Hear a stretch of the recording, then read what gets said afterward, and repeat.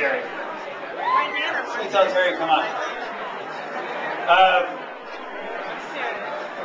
Terry McAuliffe, get up here. Come on, Terry. Our next candidate, folks, has been a Democratic Party stalwart for a long time. He's been a Fairfax County resident. Come on up, Jerry. He's been a Fairfax County. He's been a supporter of the county committee. Recently spoke to us last year. Brought 90 of his books to give out to our volunteers. Folks, Terry's put a lot of time into this party. He helped start our voter file, which if any of you volunteered this year, you know the benefit of that. When he was at the DNC, when he chaired the DNC invested $5 million in our last governor's race. So he supported Virginia Party.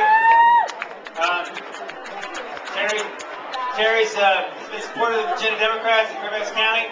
So a Fairfax County resident, and he's thrown his hat into the ring. We have 3 candidates here tonight. Terry, great. Show us how it's done. All right. Thank you. Good evening, everybody. Let's hear it for the Fairfax County Democratic Party. Let's hear it for the greatest county chair in the United States of America. I want to thank Scott for all his outstanding work. Folks, we got some elections coming up, but tonight's not to talk about this year's election. We're here tonight to celebrate what really was a historic. If you would have said last year that we were going to carry Virginia, we'd win 3 new congressional seats, Barack Obama would carry Virginia, North Carolina, Florida, Ohio. It was a transformational moment. The great news is that all those young people who came in and voted in last year's election, they're not going to vote Democratic for a long time to come. Now, we got a lot of responsibility. We got to take care of job creation. We got to deal with transportation. We got to deal with health care.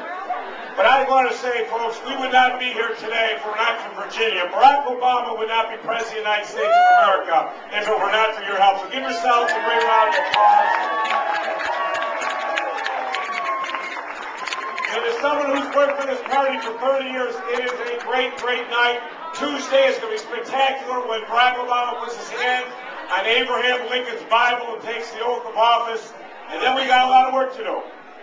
And the only thing I would say going forward is the intensity and the excitement that you brought in 2008. We're going to need it again this year. In the governor's race, most important, we got to win that House of Delegates. We got to pick up 6 seats and get rid of those folks in the House of Delegates and make sure that we win it. It's probably the most important thing we can do with the governor because we got redistricting. We got a lot of big things coming up. But folks, people are counting on us to fight for them. It's not about politics.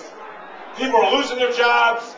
We don't have health care. They think our transportation is a mess here. We can fix it.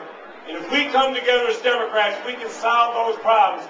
We can make Virginia a blue state. It's purple. We can make it a blue state for many years to come. So tonight, folks, it's all about Barack Obama. I know Jerry Conley is here. I know that Glenn Nye, Tom Perriello. It was a spectacular 2008 Virginia.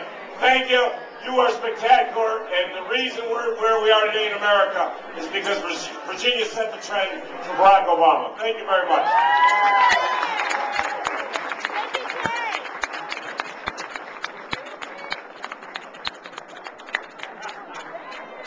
Thanks, Terry. Folks, our last gubernatorial candidate, there he is, has come here the furthest to be here tonight. He hails from Bath County, Virginia.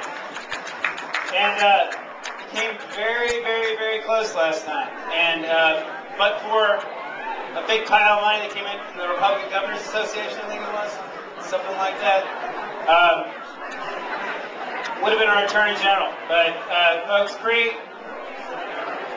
is a great candidate. Creig's a great Democrat. He's been up here for our party events a lot. Very supportive of the Democratic Party. I've actually tried cases with him as an attorney. He's a great lawyer.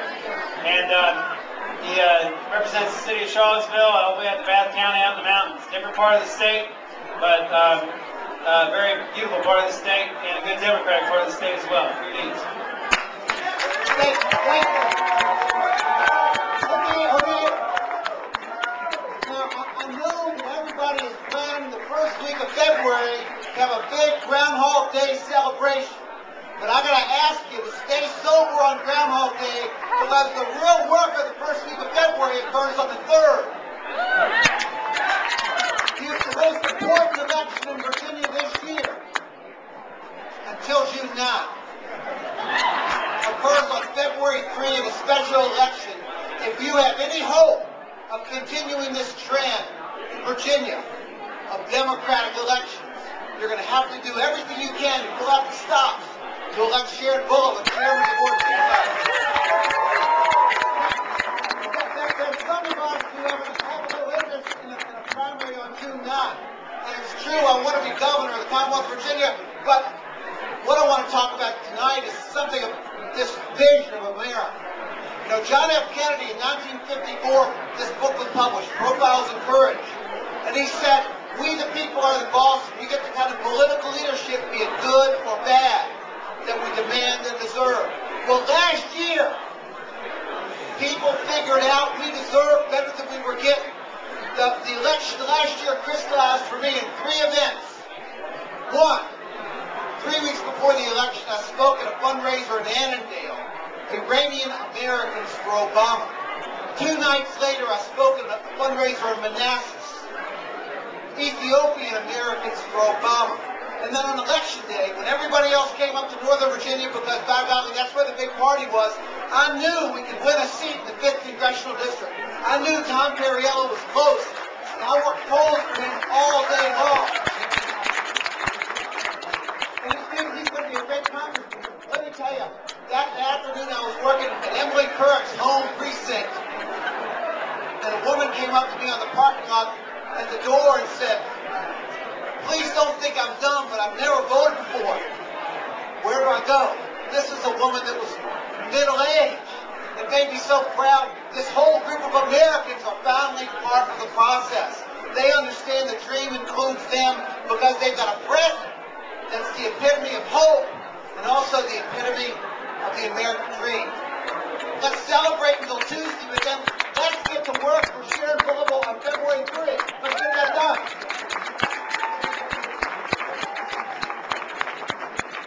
Folks,